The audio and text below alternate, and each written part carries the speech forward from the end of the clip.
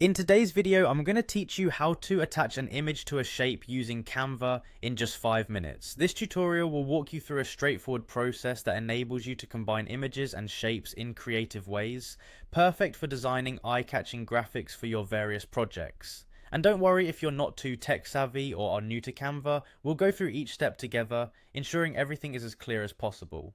First things first, head over to canva.com. You'll see the option to log in at the upper right corner of the home page. If you're not already logged in, go ahead and do so with your usual credentials. Canva offers several sign-in options. You can log in through Google, Facebook, or simply use your email address. Choose whichever method you prefer and sign in. Once you're logged in, look to the top left of your screen. Here you'll find 3 horizontal lines, commonly referred to as a menu or the hamburger icon. Click on these lines to open the menu and then select Create a Design. This will bring up a selection of different templates and formats you can use. Choose one that suits the project you're working on or simply start a new blank canvas. Next, direct your attention to the left sidebar. This is your control center for various Canva elements. Click on the Elements tab. This is where the magic happens. In the search bar within the Elements section, you can type in frames, or if you'd like, just scroll down until you find the Frames section.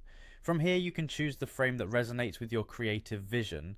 The frames are basically shapes that hold images, so you can use them to integrate pictures into fun forms like circles, stars, or even letters. To use a frame, simply click and drag your chosen shape onto your design. This gives you a placeholder that will clip any image you place into it, conforming it to the shape of the frame. Now you can proceed to the Uploads tab if you have an image you want to use, or explore Canva's vast selection of stock photos instead.